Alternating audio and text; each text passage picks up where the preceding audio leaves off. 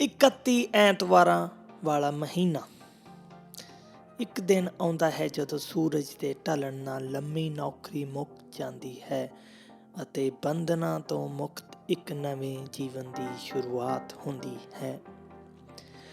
ਜਿਨ੍ਹਾਂ ਦਿਨਾਂ ਲਈ ਅਸੀਂ ਲੰਮਾ ਅਰਸਾ ਔਖੇ ਹੁੰਦੇ ਰਹੇ ਹੁੰਦੇ ਹਾਂ, ਸੌਖੇ ਹੋਣ ਵਾਲੇ ਉਹ ਦਿਨ ਆ ਜਾਂਦੇ ਹਨ। ਇਹ ਖਿਆਲ ਜ਼ਰੂਰ ਆਉਂਦਾ ਹੈ ਕਿ ਜੇ ਵਧੇਰੇ ਧਿਆਨ ਨਾਲ ਚੱਲੇ ਹੁੰਦੇ ਤਾਂ ਜੀਵਨ ਹੋਰ ਵੀ ਚੰਗਾ ਹੋਣਾ ਸੀ, ਪਰ ਇਹ ਵਿਚਾਰ ਵੀ ਆਉਣਾ ਚਾਹੀਦਾ ਹੈ ਕਿ ਅੱਜ ਤੋਂ ਮੈਂ ਚੰਗੇਰੇ ਜੀਵਨ ਲਈ ਵਧੇਰੇ ਧਿਆਨ ਨਾਲ ਚੱਲਾਂਗਾ। ਪਤਾ ਲੱਗਦਾ ਹੈ ਕਿ ਅਸੀਂ ਤਾਂ ਸਦਾ ਦੂਜਿਆਂ ਦੇ ਹੁਕਮ ਨੂੰ ਹੀ ਮੰਨਦੇ ਰਹੇ, ਉਹਨਾਂ ਦੇ ਪਿੱਛੇ ਪਿੱਛੇ ਹੀ ਟੁਰਦੇ ਰਹੇ, ਆਪ ਤਾਂ ਚੱਲੇ ਹੀ ਨਹੀਂ। ਪਰ ਹੁਣ ਅਸੀਂ ਆਪਣੀ ਮੌਜ ਨਾਲ ਚੱਲਾਂਗੇ।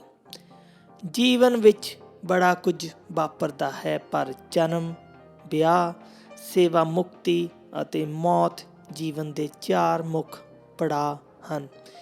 ਜਨਮ ਅਤੇ ਮਰਨ ਸਮੇਂ ਅਸੀਂ ਸੁਚੇਤ ਨਹੀਂ ਹੁੰਦੇ। ਵਿਆਹ ਸਮੇਂ ਅੱਖਾਂ ਸੁਪਨਿਆਂ ਕਾਰਨ ਅੱਧ ਮਿਟੀਆਂ ਹੁੰਦੀਆਂ ਹਨ, ਜਿਹੜੀਆਂ ਢਲਦੀ ਉਮਰ ਵਿੱਚ ਸੇਵਾ ਮੁਕਤੀ ਸਮੇਂ ਹੀ ਪੂਰੀ ਤਰ੍ਹਾਂ ਖੁੱਲ੍ਹਦੀਆਂ ਹਨ।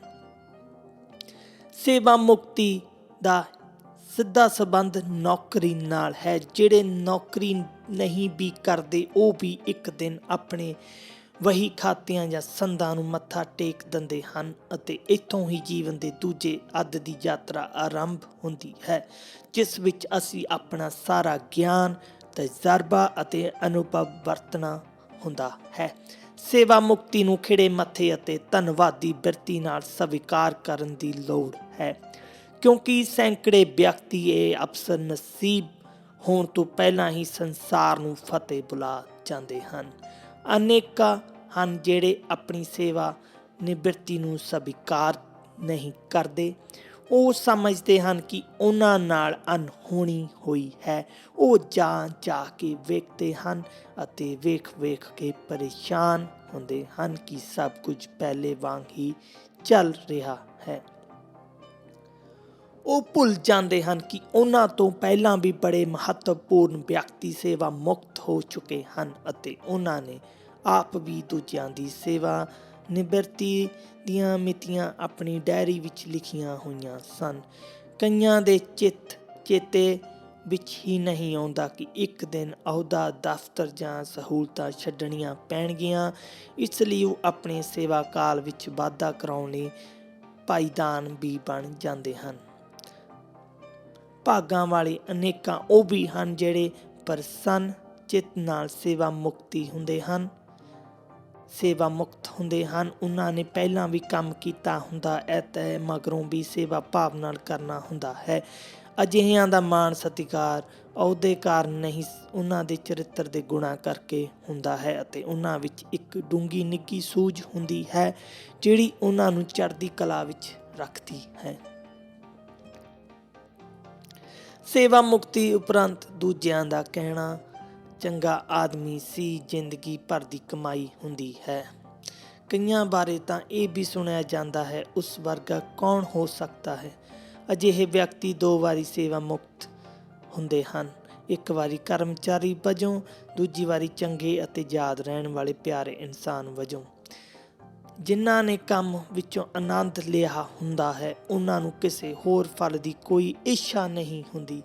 ਅਜਿਹੇ ਮਨੁੱਖ ਮਿਲਾਪੜੇ ਪਰ ਗੰਭੀਰ, ਖਾਮੋਸ਼, ਲੱਜਾਵਾਨ, ਗੁਣਾਂ ਅੱਗੇ ਝੁਕਣ ਵਾਲੇ, ਸੁਖੀ, ਸਹਿਯੋਗੀ, ਇਕਾਂਤ ਪ੍ਰੇਮੀ, ਸੰਗਾਊ, ਪ੍ਰਸੰਨ, ਵੈਰਾਗੀ ਅਤੇ ਤਿਆਗੀ ਹੁੰਦੇ ਹਨ। ਉਹਨਾਂ ਦੀ ਬਿਰਤੀ ਵਿੱਚ ਸੰਨਿਆਸ ਹੁੰਦਾ ਹੈ ਅਤੇ ਵਰਤਾਰੇ ਵਿੱਚ ਸਰਬੱਤ ਦੇ ਭਲੇ ਦੀ ਭਾਵਨਾ।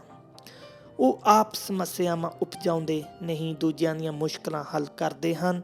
ਉਹਨਾਂ ਲਈ ਸੇਵਾ ਨਿਵਰਤੀ ਨਵੇਂ ਨਰੋਏ ਅਤੇ ਉਚੇਰੇ ਸ਼ੌਂਕ ਪਾਲਣ ਦਾ ਅਵਸਰ ਹੁੰਦੀ ਹੈ। ਸੇਵਾ ਮੁਕਤੀ ਉਪਰੰਤ ਜੀਵਨ ਨਵੀਆਂ ਲੀਹਾਂ 'ਤੇ ਚੱਲਣਾ ਹੁੰਦਾ ਹੈ। ਕਈ ਟੁੱਟੀਆਂ ਨੂੰ ਗੰਢਦੇ ਹਨ ਅਤੇ ਕਈ ਵਿਛੜਨ ਵੇਲੇ ਕੌੜੇ ਵਿਹਾਰ ਨਾਲ ਮੋਹ ਮਮਤਾ ਦੇ ਰਿਸ਼ਤੇ ਤੋੜ ਕੇ ਅੰਦਰ ਜ਼ਖਮ ਇਕੱਠੇ ਕਰਦੇ ਹਨ। ਕਈ ਗੁਆਚੇ ਲੱਗਦੇ ਹਨ, ਜਿਵੇਂ ਰਸਤਾ ਭੁੱਲ ਗਏ ਹੋਣ। ਕਈ ਜੀਵਨ ਸਾਥੀ ਦੇ ਪਹਿਲੇ ਚਲੇ ਜਾਣ ਕਾਰਨ ਇਕੱਲਤਾ ਤੋਂ ਭੈਭੀਤ ਹੋ ਜਾਂਦੇ ਹਨ, ਕਿਉਂਕਿ ਮਨ ਦੀ ਖੁਸ਼ੀ ਅਤੇ ਸਵੈਮਾਨ ਦੇ ਨਖਰੇ ਜੀਵਨ ਸਾਥੀ ਦੇ ਚਲੇ ਜਾਣ ਨਾਲ ਚਲੇ ਜਾਂਦੇ ਹਨ ਅਤੇ ਅੰਦਰ ਇੱਕ ਝਿਝਕ ਜਿਹੀ ਪੈ ਜਾਂਦੀ ਹੈ। ਆਪਣੇ ਕਾਰਜਾਂ ਦਾ ਅਸੀਂ ਭਾਵੇਂ ਹਿਸਾਬ ਨਾ ਰੱਖੀਏ, ਕੁਦਰਤ ਰੱਖਦੀ ਹੈ। ਕਈਆਂ ਦੀਆਂ ਨਿੱਕੀਆਂ ਨਿੱਕੀਆਂ ਚਤੁਰਾਈਆਂ ਜਿਨ੍ਹਾਂ ਨੂੰ ਉਹ ਸਿਆਣਪਾਂ ਸਮਝਦੇ ਹਨ, ਸੁਖਾਵੇਂ ਅਤੇ ਨਿੱਘੇ ਸੰਬੰਧਾਂ ਦੀਆਂ ਤੰਦਾਂ ਇੰਝ ਤੋੜ ਜਾਂਦੀਆਂ ਹਨ ਕਿ ਦੁੱਖ ਸੁੱਖ ਵਿੱਚ ਕਿਸੇ ਤੱਕ ਆਵਾਜ਼ ਹੀ ਨਹੀਂ ਅੱਪੜਦੀ। ਇਹ ਘਾਟੇ ਪੁਸ਼ਤਾਂ ਤੱਕ ਸਤਾਉਂਦੇ ਰਹਿੰਦੇ ਹਨ। ਜਿੱਥੇ ਪਤੀ ਪਤਨੀ ਜਾਂ ਸੰਤਾਨ ਆਪਣੇ ਮਾਪਿਆਂ ਵਿਚਕਾਰ ਸੰਬੰਧ ਸੁਖਾਵੇਂ ਨਹੀਂ ਹੁੰਦੇ, ਉੱਥੇ ਮਨੁੱਖ ਅਤੇ ਕੁਦਰਤ ਦੇ ਰਿਸ਼ਤੇ ਵਿੱਚ ਵੀ ਨਿੱਘ ਨਹੀਂ ਹੁੰਦਾ। ਮਾਪਿਆਂ ਦੀ ਦੇਖਭਾਲ ਹੀ ਸੰਤਾਨ ਲਈ ਤਸੱਲੀ ਭਰਿਆ ਰੁਝੇਵਾਂ ਹੁੰਦਾ ਹੈ। ਸਾਨੂੰ ਸਾਰਿਆਂ ਨੂੰ ਮਾਪਿਆਂ ਦੀ ਲੋੜ ਹੈ, ਉਹਨਾਂ ਦੀਆਂ ਅਸੀਸਾਂ ਦੀ ਵੀ, ਨਸੀਹਤਾਂ ਦੀ ਵੀ, ਝਿੜਕਾਂ ਦੀ ਵੀ ਅਤੇ ਸਾਵਧਾਨੀਆਂ ਦੀ ਵੀ। ਉਹਨਾਂ ਦੇ ਆਖਰੀ ਸਮੇਂ ਵਿੱਚੋਂ ਉਦਾਸੀਆਂ ਕੱਢ ਕੇ ਤਸੱਲੀਆਂ ਭਰਨ ਦੀ ਲੋੜ ਹੈ। ਜਿਹੜੇ ਆਪਣੇ ਮਾਪਿਆਂ ਦੀ ਪ੍ਰਸੰਨਚਿਤ ਹੋ ਕੇ ਦੇਖਭਾਲ ਕਰਦੇ ਹਨ, ਉਹਨਾਂ ਦੇ ਮਾਪੇ ਵੀ ਤੇ ਉਹ ਆਪ ਵੀ ਪ੍ਰਸੰਨ ਲੰਮੀ ਜ਼ਿੰਦਗੀ ਜਿਉਂਦੇ ਹਨ। ਸੇਵਾ ਮੁਕਤੀ ਉਪਰੰਤ ਭਰਪੂਰ ਜ਼ਿੰਦਗੀ ਲਈ ਗਿਆਨ ਅਤੇ ਸੇਵਾ ਦੋਹਾਂ ਦੀ ਲੋੜ ਹੈ। ਗਿਆਨ ਸਾਨੂੰ ਆਪੇ ਦੀ ਸੋਝੀ ਦਿੰਦਾ ਹੈ, ਜਦੋਂ ਕਿ ਸੇਵਾ ਅਤੇ ਮੁਹੱਬਤ ਦਾ ਜਜ਼ਬਾ ਦੂਜਿਆਂ ਨੂੰ ਸਾਡੇ ਨੇੜੇ ਲਿਆਉਂਦਾ ਹੈ। ਰੋਜ਼ ਲੱਖਾਂ ਥਾਵਾਂ ਤੇ ਸਰਬੱਤ ਦੇ ਭਲੇ ਦੀ ਅਰਦਾਸ ਰਾਹੀਂ ਸਾਡੇ ਭਲੇ ਦੀ ਵੀ ਅਰਦਾਸ ਹੁੰਦੀ ਹੈ। ਜਿਹੜੇ ਸੋਚਦੇ ਹਨ ਉਹਨਾਂ ਕੋਲ ਸਭ ਕੁਝ ਹੈ, ਉਹਨਾਂ ਨੂੰ ਸੰਸਾਰ ਵੀ ਭਰਿਆ ਭਰਿਆ ਲੱਗਦਾ ਹੈ। ਭਰੇ ਹੋਣਾ, ਖਾਲੀ ਹੋਣਾ, ਪ੍ਰਸੰਨ ਹੋਣਾ, ਉਦਾਸ ਹੋਣਾ ਸਾਡੀ ਸੋਚ ਉੱਤੇ ਨਿਰਭਰ ਕਰਦਾ ਹੈ। ਸੇਵਾ ਅਤੇ ਵਿਸ਼ਵਾਸ ਵਿੱਚ ਆਸ ਹੁੰਦੀ ਹੈ। ਜਦੋਂ ਵਿਸ਼ਵਾਸ ਉਪਜਦਾ ਹੈ ਤਾਂ ਮਾਫ਼ ਕੀਤੇ ਜਾਣ ਦੀ ਇੱਛਾ ਅਤੇ ਮੁਆਫ਼ ਕਰਨ ਦੀ ਦਲੇਰੀ ਵੀ ਉਪਜਦੀ ਹੈ। ਇਹਨਾਂ ਭਾਵਨਾਵਾਂ ਵਿੱਚੋਂ ਕੁਦਰਤ ਜਾਂ ਪਰਮਾਤਮਾ ਵਿੱਚ ਵਿਸ਼ਵਾਸ ਉਪਜਦਾ ਹੈ, ਜਿਹੜਾ ਅਰਦਾਸ ਵਿੱਚ ਪ੍ਰਗਟ ਹੁੰਦਾ ਹੈ। ਅਰਦਾਸ ਰਾਹੀਂ ਅਸੀਂ ਰੱਬ ਨੂੰ ਸੂਚਨਾ ਦਿੰਦੇ ਹਾਂ ਕਿ ਸਾਨੂੰ ਤੇਰੇ ਸੋਹਣੇ ਦਰਵਾਜ਼ੇ ਲੱਭ ਪਏ ਹਨ। ਜੇ ਅੰਦਰ ਸ਼ਰਧਾ ਹੋਵੇ ਤਾਂ ਸਾਰੇ ਪਰਿਕਰਮਾ ਅਤੇ ਪੰਛੀ ਕੀਰਤਨ ਕਰਦੇ ਪ੍ਰਤੀਤ ਹੋਣਗੇ। ਅਰਦਾਸ ਵਿੱਚ ਹਿਲਦੇ ਬੁੱਲ ਹਨ, ਪਰ ਬੋਲਦੀ ਆਤਮਾ ਹੈ। ਪਿਆਰ, ਦਇਆ ਅਤੇ ਖਿਮਾ ਰੂਹਾਨੀ ਗੁਣ ਹਨ। ਇਹਨਾਂ ਗੁਣਾਂ ਤੋਂ ਬਿਨਾਂ ਸੇਵਾ ਮੁਕਤ ਵਿਅਕਤੀ ਸਨਕੀ ਬਣ ਜਾਂਦੇ ਹਨ ਅਤੇ ਜੀਵਨ ਵਿੱਚੋਂ ਖਾਰਜ ਹੋ ਜਾਂਦੇ ਹਨ। ਪੁਰਸ਼ਾਂ ਦੇ ਮੁਕਾਬਲੇ ਇਸਤਰੀਆਂ ਇਸੇ ਲਈ ਲੰਮੇਰੇ ਅਤੇ ਸੰਤੁਸ਼ਟ ਜੀਵਨ ਜਿਉਂਦੀਆਂ ਹਨ, ਕਿਉਂਕਿ ਉਹ ਧਾਰਮਿਕ ਹੁੰਦੀਆਂ ਹਨ ਅਤੇ ਉਹਨਾਂ ਵਿੱਚ ਉਪਰੋਕਤ ਰੂਹਾਨੀ ਗੁਣ ਹੁੰਦੇ ਹਨ।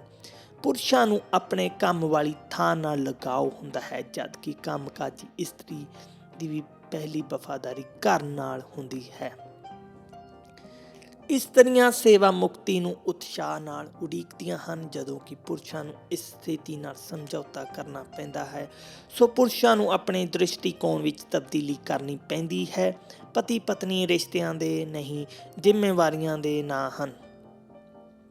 ਪਤੀ ਪਤਨੀ ਰਿਸ਼ਤਿਆਂ ਦੇ ਨਹੀਂ, ਜ਼ਿੰਮੇਵਾਰੀਆਂ ਦੇ ਨਾਂ ਹਨ।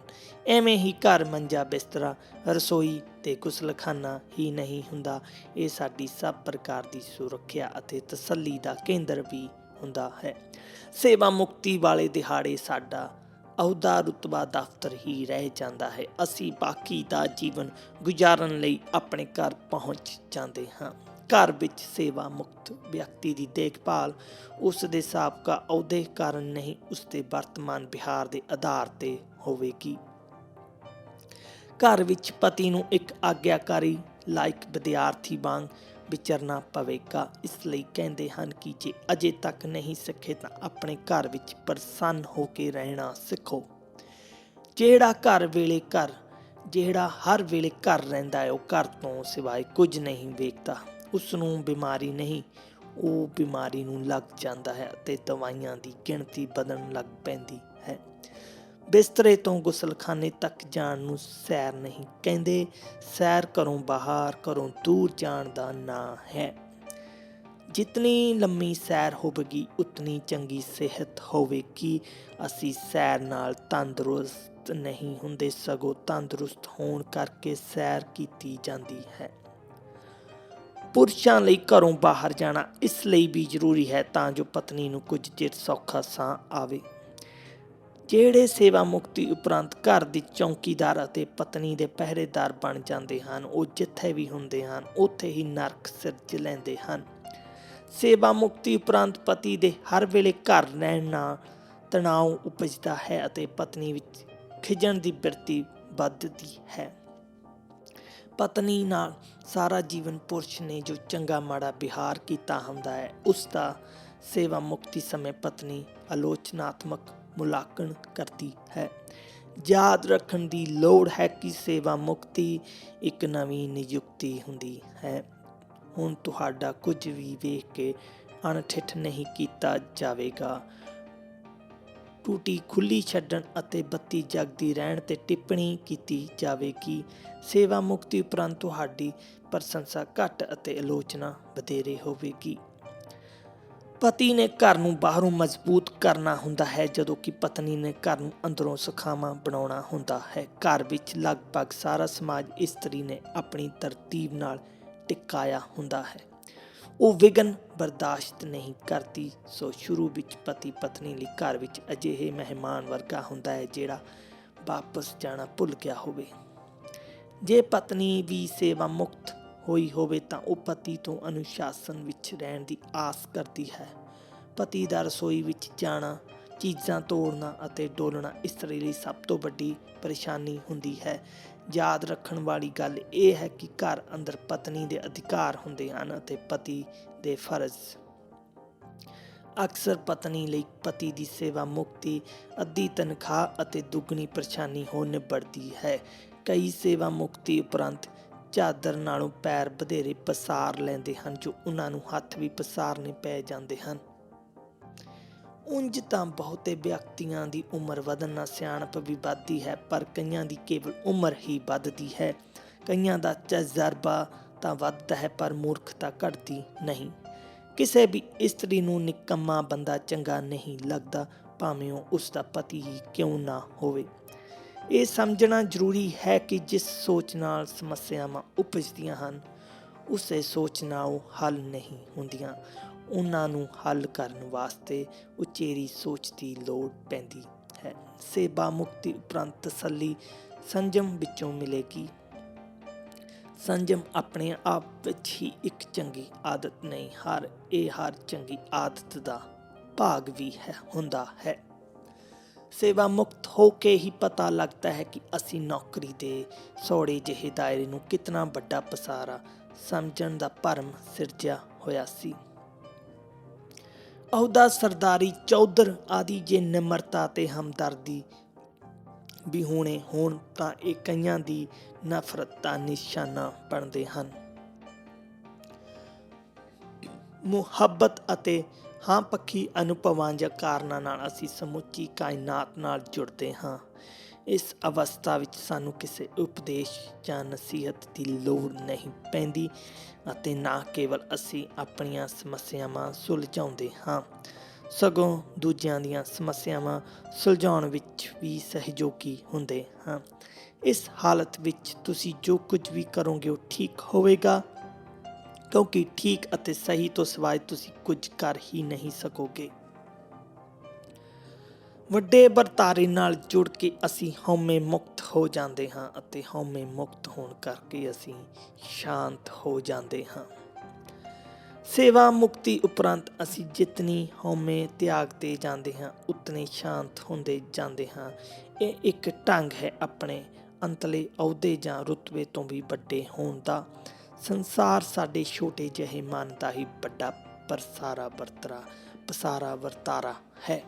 ਸਹਿਯੋਗ ਨਾਲ ਅਸੀਂ ਦੂਜਿਆਂ ਨਾਲ ਜੁੜਦੇ ਹਾਂ ਅਤੇ ਅੱਗੋਂ ਹੋਰਾਂ ਨਾਲ ਜੁੜਦੇ ਜਾਂਦੇ ਹਾਂ। ਸਹਿਯੋਗ ਵੀ ਇੱਕ ਦਾਨ ਹੈ ਅਤੇ ਕੋਈ ਵੀ ਦਾਨ ਦੇਣਾ ਦਿਲ ਦਾ ਗੁਣ ਹੁੰਦਾ ਹੈ, ਹੱਥਾਂ ਦੀ ਤਾਕਤ ਨਹੀਂ। ਸਾਡੀ ਸਭ ਤੋਂ ਵੱਡੀ ਤਾਕਤ ਕਿਸੇ ਦੀ ਲੋੜ ਬਣੇ ਰਹਿਣਾ ਹੁੰਦੀ ਹੈ। ਨੌਕਰੀ ਦੌਰਾਨ ਅਸੀਂ ਕਿਸੇ ਨੂੰ ਆਪਣੇ ਸਵਾਰਥ ਅਧੀਨ ਅਤੇ ਉਸ ਦੇ ਰੁਤਬੇ ਅਤੇ ਅਧਿਕਾਰਾਂ ਦੀ ਸ਼ਕਤੀ ਕਾਰਨ ਮਿਲਣ ਜਾਂਦੇ ਹਾਂ, ਜਦੋਂ ਕਿ ਸੇਵਾ ਮੁਕਤੀ ਉਪਰੰਤ ਰਿਸ਼ਤੇ ਅੰਦਰਲੇ ਗੁਣਾਂ ਮਿਲਣੀ ਦੇ ਨਿੱਘ ਉਦਾਰਤਾ ਅਤੇ ਸਹਿਯੋਗੀ ਬਿਰਤੀ ਉੱਤੇ ਆਧਾਰਿਤ ਹੁੰਦੇ ਹਨ। ਸੰਸਾਰ ਨੇ, ਸਮਾਜ ਨੇ, ਨੌਕਰੀ ਅਤੇ ਅਹੁਦੇ ਨੇ ਸਾਨੂੰ ਬਹੁਤ ਕੁਝ ਦਿੱਤਾ ਹੁੰਦਾ ਹੈ। ਧੰਨਵਾਦੀ ਹੋਣ ਅਤੇ ਆਪ ਵਾਪਸ ਕਰਨ ਦੀ ਜ਼ਿੰਮੇਵਾਰੀ ਸਾਡੀ ਹੁੰਦੀ ਹੈ। ਜਦੋਂ ਤੱਕ ਕੋਈ ਸੇਵਾ ਮੁਕਤ ਹੁੰਦਾ ਹੈ, ਉਸਨੇ ਭੋਜਨ, ਪੈਸਾ, ਸਫਲਤਾ, ਰੁਤਬਾ, ਸੁਰੱਖਿਆ, ਪਿਆਰ, ਕਾਮ ਆਦਿ ਸਭ ਕੁਝ ਹੰਢਾ ਲਿਆ ਹੁੰਦਾ ਹੈ। ਪਰ ਇਸ ਦੇ ਬਾਵਜੂਦ ਕਈ ਵਿਅਕਤੀ ਗਿਲੇ ਸ਼ਿਕਵੇ ਹੀ ਕਰਦੇ ਰਹਿੰਦੇ ਹਨ, ਜਿਹੜੇ ਇਸ ਗੱਲ ਦੇ ਸੂਚਕ ਹੁੰਦੇ ਹਨ ਕਿ ਉਹਨਾਂ ਵੱਲੋਂ ਜੀਵਨ ਚੰਗੀ ਤਰ੍ਹਾਂ ਜੀਵਿਆ ਨਹੀਂ ਗਿਆ, ਜਿਸ ਕਾਰਨ ਦਿਲ ਅਤੇ ਦਿਮਾਗ ਵਿਚਕਾਰ, ਮਨੁੱਖ ਅਤੇ ਕੁਦਰਤ ਵਿਚਕਾਰ ਵਿੱਥ ਬਣੀ ਰਹਿੰਦੀ ਹੈ। ਮੌਤ ਦਾ ਡਰ, ਖੁਸ਼ੀ ਜਾਂ ਉਦਾਸੀ ਵੀ ਜੀਵਨ ਨੂੰ ਚੰਗੇ ਜਾਂ ਮਾੜੇ ਢੰਗ ਨਾਲ ਜਿਉਣ ਦੇ ਅਨੁਪਾਤ ਵਿੱਚ ਹੁੰਦੀ ਹੈ। ਮੇਰਾ ਇੱਕ ਮਿੱਤਰ ਦੱਸ ਰਿਹਾ ਸੀ, ਜਦੋਂ ਮੈਂ ਸੇਵਾ ਮੁਕਤ ਹੋਇਆ ਤਾਂ ਉਸ ਤੋਂ ਪਹਿਲੇ ਵੀ ਮੇਰੇ ਦਫ਼ਤਰ ਦੇ ਦਰਖਤ ਤੋਂ ਕਿਤਨੇ ਹੀ ਪੱਤੇ ਝੜ ਚੁੱਕੇ ਸਨ। ਮੈਨੂੰ ਖਿਆਲ ਸੀ ਕਿ ਮੇਰੀ ਉਮਰ ਦਾ ਕਿਸੇ ਨੂੰ ਪਤਾ ਨਹੀਂ ਸੀ। ਇਸ ਕਾਰਨ ਹੀ ਸੇਵਾ ਮੁਕਤੀ ਤੋਂ ਪਹਿਲੇ ਮੈਂ ਕੁਝ ਮਹੀਨੇ ਦੀ ਰਵਾਇਤੀ ਛੁੱਟੀ ਵੀ ਨਾ ਲਈ। ਪਰ ਜਦੋਂ ਮੈਨੂੰ ਦਿੱਤੀ ਜਾਣ ਵਾਲੀ ਵਿਦਾਇਗੀ ਪਾਰਟੀ ਦਾ ਸੱਦਾ ਪੱਤਰ ਮਿਲਿਆ ਤਾਂ ਪਤਾ ਲੱਗਿਆ ਕਿ ਮੇਰੇ ਕਮਰੇ ਨੂੰ ਲੈਣ ਲਈ ਤਾਂ ਕਈ ਮਹੀਨਿਆਂ ਤੋਂ ਸਿਫਾਰਸ਼ਾਂ ਦਾ ਸਿਲਸਿਲਾ ਚੱਲ ਰਿਹਾ ਸੀ। ਮੇਰਾ ਵਿਸ਼ਵਾਸ ਸੀ ਕਿ ਮੈਨੂੰ ਸੇਵਾ ਮੁਕਤ ਕਰਕੇ ਮਹਿਕਮੇ ਨੂੰ ਸਖਤ ਅਫਸੋਸ ਹੋਵੇਗਾ, ਪਰ ਮੈਨੂੰ ਵਿਦਾ ਕਰਨ ਲਈ ਵਿਖਾਇਆ ਜਾ ਰਿਹਾ ਚਾਅ ਮੈਨੂੰ ਖੁਸ਼ੀ ਵੀ ਦੇ ਰਿਹਾ ਸੀ, ਪਰ ਨਾਲ ਹੀ ਪਰੇਸ਼ਾਨ ਵੀ ਕਰ ਰਿਹਾ ਸੀ। ਕਈਆਂ ਨੇ ਮੇਰਾ ਦਿਲ ਰੱਖਣ ਲਈ ਕਿਹਾ, ਤੁਸੀਂ ਮਹਿਕਮੇ ਦੀ ਯਾਦਗਾਰੀ ਸੇਵਾ ਕੀਤੀ ਹੈ। ਮੈਨੂੰ ਪਤਾ ਲੱਗਿਆ ਕਿ ਮੈਨੂੰ ਵਿਦਾ ਕਰਨ ਦੀਆਂ ਤਿਆਰੀਆਂ ਕਈ ਦਿਨਾਂ ਤੋਂ ਚੱਲ ਰਹੀਆਂ ਸਨ ਅਤੇ ਇਸ ਅਰਸੇ ਦੌਰਾਨ ਮੇਰੇ ਪ੍ਰਤੀ ਅਣਗਹਿਲੀ ਸ਼ੁਰੂ ਹੋ ਗਈ ਸੀ। ਜਿਹੜਾ ਸੇਵਾਦਾਰ ਬਿਨਾਂ ਬੁਲਾਏ ਹੀ ਕਈ ਵਾਰੀ ਪੁੱਛਦਾ ਸੀ, ਕੋਈ ਸੇਵਾ ਦੱਸੋ, ਉਹ ਵੀ ਹੁਣ 3-4 ਵਾਰੀ ਬੁਲਾਉਣ ਮਗਰੋਂ ਆ ਕੇ ਕਹਿਣ ਲੱਗ ਪਿਆ ਸੀ, ਕੀ ਹਾ? ਜਿਵੇਂ ਮਰਨ ਵਾਲੇ ਦੀਆਂ ਗਲਤੀਆਂ ਮਾਫ਼ ਕਰ ਦਿੱਤੀਆਂ ਜਾਂਦੀਆਂ ਹਨ ਅਤੇ ਕੇਵਲ ਨੇਕੀਆਂ ਯਾਦ ਰੱਖੀਆਂ ਜਾਂਦੀਆਂ ਹਨ, ਉਵੇਂ ਵਿਦਾਇਗੀ ਪਾਰਟੀ ਵਿੱਚ ਮੈਨੂੰ ਵੀ ਚੰਗਾ ਇਨਸਾਨ ਸਾਬਤ ਕੀਤਾ ਜਾ ਰਿਹਾ ਸੀ। ਇੰਝ ਲੱਗਦਾ ਸੀ ਜਿਵੇਂ ਕਿ ਮੇਰੇ ਇਹ ਗੁਣ ਉਹਨਾਂ ਨੂੰ ਨੌਕਰੀ ਦੇ ਅਖੀਰਲੇ ਦਿਨ ਦੀ ਦੁਪਹਿਰ ਮਗਰੋਂ ਹੀ ਵਿਖਾਈ ਦੇਣ ਲੱਗੇ ਸਨ। ਜਿਹੜੇ ਉਂਝ ਕੰਜੂਸ ਸਨ, ਉਹ ਵੀ ਅੱਜ ਮੇਰੀ ਪ੍ਰਸ਼ੰਸਾ ਵਿੱਚ ਸ਼ਬਦਾਂ ਵਿਸ਼ੇਸ਼ਣਾਂ ਨੂੰ ਖੁੱਲ੍ਹ ਕੇ ਖਰਚ ਰਹੇ ਸਨ। ਮੇਰੀ ਆਪਣੀ ਸੇਵਾ ਮੁਕਤੀ ਵੇਲੇ ਕਈਆਂ ਨੇ ਤਾਂ ਅਜਿਹੇ ਜਜ਼ਬਾਤ ਪ੍ਰਗਟਾਏ ਕਿ ਜਿਵੇਂ ਮੈਂ ਮਹਿਕਮੇ ਤੋਂ ਨਹੀਂ, ਇਸ ਦੁਨੀਆ ਤੋਂ ਹੀ ਜਾ ਰਿਹਾ ਸਾਂ। ਸ਼ਰਧਾਂਜਲੀਆਂ ਉਪਰੰਤ ਜਦੋਂ ਚੰਦਾ ਇਕੱਠਾ ਕਰਕੇ ਖਰੀਦੇ ਤੋਹਫੇ ਮੇਰੀ ਕਾਰ ਵਿੱਚ ਰੱਖ ਦਿੱਤੇ ਗਏ ਤਾਂ ਮੇਰੀ ਕਾਰ ਸਟਾਰਟ ਹੀ ਨਾ ਹੋਈ।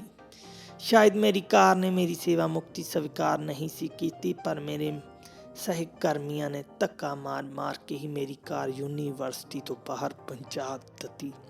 ਪ੍ਰਗਟਾਏ ਜਜ਼ਬਾਤਾਂ ਵਿੱਚ ਰੁੜ ਜਾਣ ਕਾਰਨ ਮੈਨੂੰ ਪਤਾ ਹੀ ਨਹੀਂ ਸੀ ਲੱਗਿਆ ਕਿ ਮੈਂ ਕਾਰ ਨੂੰ ਸਕੂਟਰ ਵਾਲੀ ਚਾਬੀ ਲਾਈ ਹੋਈ ਸੀ। ਘਰ ਵੱਲ ਆਉਂਦਿਆਂ ਸੋਚਿਆ, ਪਤਾ ਨਹੀਂ ਪਤਨੀ ਦਾ ਵਿਹਾਰ ਕਿਹੋ ਜਿਹਾ ਹੋਵੇਗਾ, ਪਰ ਉਹ ਝੱਟ ਚਾਹ ਬਣਾ ਲਿਆਈ ਤੇ ਬੋਲੀ, ਅੱਜ ਤੁਸੀਂ ਗੈਰ ਪ੍ਰੋਫੈਸਰੀ ਚਿਹਰੇ ਨਾਲ ਘਰ ਆਏ ਹੋ। ਘਰ ਪਹੁੰਚ ਕੇ ਮੈਨੂੰ ਦਫ਼ਤਰ ਸੌੜਾ ਅਤੇ ਘਰ ਖੁੱਲ੍ਹਾ ਲੱਗ ਰਿਹਾ ਸੀ।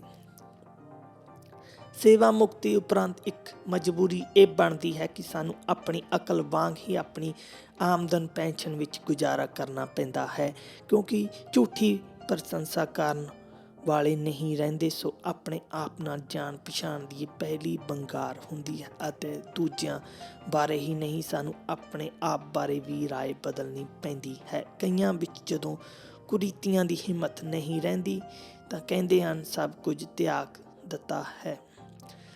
40 ਸਾਲ ਨੌਕਰੀ ਕਰਨ ਉਪਰੰਤ ਸੋਝੀ ਹੁੰਦੀ ਹੈ ਕਿ ਉਹ ਸਮਾਂ ਤਾਂ ਆਇਆ ਹੀ ਨਹੀਂ ਜਿਸ ਦੀ ਉਡੀਕ ਸੀ।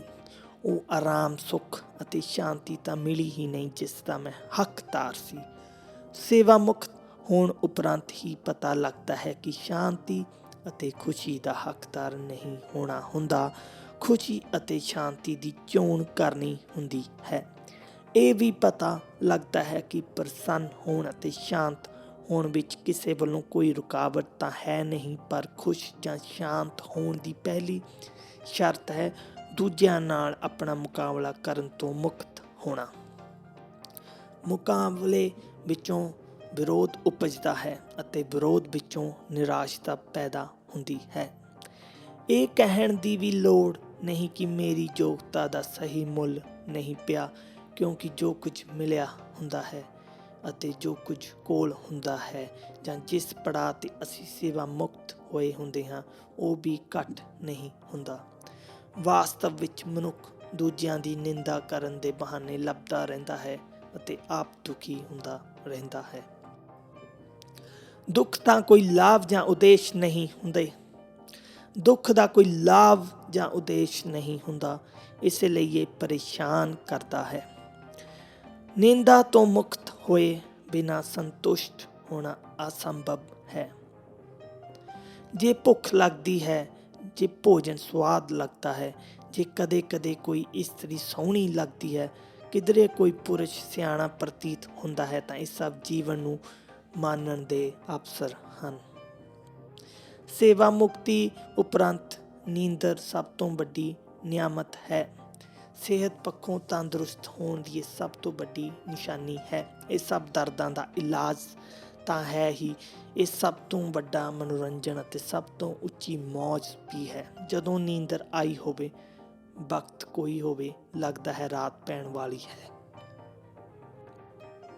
ਜੇ ਤੁਸੀਂ ਬੱਚਿਆਂ ਵਾਂਗ ਸੌਂ ਸਕਦੇ ਹੋ ਤਾਂ ਤੁਸੀਂ ਬਾਦਸ਼ਾਹ ਹੋ। ਨਿਰਸੰਦੇਹ ਚੰਗੀਆਂ ਕਦਰਾਂ ਕੀਮਤਾਂ ਘਟ ਰਹੀਆਂ ਹਨ, ਪਰ ਤਸੱਲੀ ਵਾਲੀ ਗੱਲ ਇਹ ਹੈ ਕਿ ਇਹ ਲੋਪ ਨਹੀਂ ਹੋਈਆਂ। ਪ੍ਰਸੰਨ ਹੋਵੋਗੇ, ਇਹ ਘਾਟ ਵੀ ਨਹੀਂ ਦਿਸੇਗੀ। ਵਾਸਤਵ ਵਿੱਚ ਬੁਨਿਆਦੀ ਕਦਰਾਂ ਕੀਮਤਾਂ ਉਵੇਂ ਹੀ ਰਹਿੰਦੀਆਂ ਹਨ। ਇਹ ਸਾਡਾ ਆਪਣੇ ਜਜ਼ਬਿਆਂ ਦੇ ਠੰਡੇ ਹੋ ਜਾਣ ਕਾਰਨ ਭਰਮ ਹੁੰਦਾ ਹੈ ਕਿ ਕਦਰਾਂ ਕੀਮਤਾਂ ਬਦਲ ਗਈਆਂ ਹਨ ਜਾਂ ਡਿੱਗ ਰਹੀਆਂ ਹਨ। ਸੇਵਾ ਮੁਕਤੀ ਉਪਰੰਤ ਝਗੜੇ ਜਾਂ ਦੁਸ਼ਮਣੀ ਦਾ ਸਿਲਸਿਲਾ ਦੂਰ ਤੱਕ ਨਹੀਂ ਚੱਲਦਾ, ਕਿਉਂਕਿ ਆਰਾਮ ਜ਼ਿੰਦਗੀ ਦੀ ਮੁੱਢਲੀ ਲੋੜ ਬਣ ਜਾਂਦੀ ਹੈ। ਸੇਵਾ ਮੁਕਤੀ ਉਪਰੰਤ ਸਾਡੇ ਸ਼ੁਭ ਚਿੰਤਕਾਂ ਦੀ ਵੀ ਇਹੀ ਇੱਛਾ ਹੁੰਦੀ ਹੈ ਕਿ ਅਸੀਂ ਸਾਵਾਂ ਸੰਤੁਲਿਤ ਅਤੇ ਉਸਾਰੂ ਜੀਵਨ ਜੀਵੀਏ। ਇਸੇ ਕਰਕੇ ਵਿਦਾਇਗੀ ਸਮਾਗਮ ਵਿੱਚ ਸਾਰੇ ਚੰਗੇ ਤੇ ਸੋਹਣੇ ਬਣ ਜਾਂਦੇ ਹਨ। ਉਹ ਸੋਹਣੇ ਇਸ ਲਈ ਲੱਗਦੇ ਹਨ ਕਿਉਂਕਿ ਉਹਨਾਂ ਤੋਂ ਸਾਡੇ ਵਿਦਾ ਹੋਣ ਦੀ ਖੁਸ਼ੀ ਸਾਂਭੀ ਨਹੀਂ ਜਾ ਰਹੀ ਹੁੰਦੀ। ਕਈ ਨੱਚਦੇ ਗਾਉਂਦੇ ਵਿਦਾ ਹੁੰਦੇ ਹਨ, ਕਈ ਵਿਦਾ ਹੁੰਦਿਆਂ ਹੀ ਮੁਕੱਦਮੇ ਕਰਨ ਲੱਗ ਪੈਂਦੇ ਹਨ। ਜੇ ਕੋਈ ਮੂਰਖਤਾ ਕਰਨ ਤੋਂ ਹਟਦਾ ਹੀ ਨਹੀਂ ਤਾਂ ਸੋਚੋ ਕਿ ਉਸ ਜਿਸ ਨੂੰ ਰੱਬ ਨੇ ਮੂਰਖਤਾ ਦੀ ਦਾਤ ਦਿੱਤੀ ਹੈ, ਉਸ ਨੂੰ ਅਸੀਂ ਕਿਵੇਂ ਬਿਰਵਾ ਕਰ ਸਕਦੇ ਹਾਂ। ਵੇਖਿਆ ਗਿਆ ਹੈ ਕਿ ਕੁਦਰਤ ਜਦੋਂ ਕਿਸੇ ਨੂੰ ਮੂਰਖ ਬਣਾਉਂਦੀ ਹੈ ਤਾਂ ਕੋਈ ਸੰਸਾ ਜਾਂ ਸੰਦੇਹ ਨਹੀਂ ਰਹਿਣ ਦਿੰਦੀ। ਮੇਰਾ ਇੱਕ ਮਿੱਤਰ ਹੈ ਜਿਹੜਾ ਹਰ ਵੇਲੇ ਝਰਦੇ ਰਹਿੰਦੇ ਹਨ, ਕਿਧਰੇ ਭੁਰ ਨਾ ਜਾਵਾਂ, ਕਿਧਰੇ ਖੁਰ ਨਾ ਜਾਵਾਂ, ਕਦੀ ਥੁੜ ਨਾ ਜਾਵਾਂ। ਉਹ ਨਿੱਕੇ ਜਿਹੇ ਦਰਦਾਂ ਨਾਲ ਖਬਰ ਫੈਲਾ ਦਿੰਦੇ ਹਨ ਕਿ ਦਿਲ ਦਾ ਦੌਰਾ ਪੈਣ ਵਾਲਾ ਹੈ। ਚੰਗੇ ਉਹੀ ਲੱਗਦੇ ਹਨ ਜਿਹੜੇ ਸੇਵਾ ਮੁਕਤੀ ਉਪਰੰਤ ਮਸਤੀ ਭਰਿਆ ਭਰਪੂਰ ਜੀਵਨ ਜਿਉਂਦੇ ਹਨ।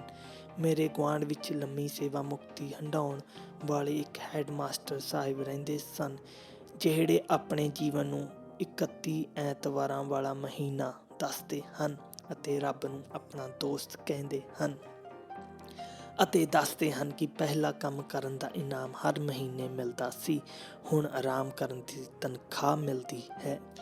ਇੱਕ ਦਿਨ ਕਹਿਣ ਲੱਗੇ, ਦੰਦ ਚਲੇ ਗਏ ਹਨ, ਨਜ਼ਰ ਵੀ ਚਲੀ ਗਈ ਹੈ, ਗੋਡੇ ਤੇ ਮੋਢੇ ਵੀ ਨਹੀਂ ਰਹੇ, ਸਾਮਾਨ ਰੱਬ ਕੋਲ ਭੇਜ ਦਿੱਤਾ ਹੈ, ਅਸੀਂ ਵੀ ਤਿਆਰ ਹਾਂ।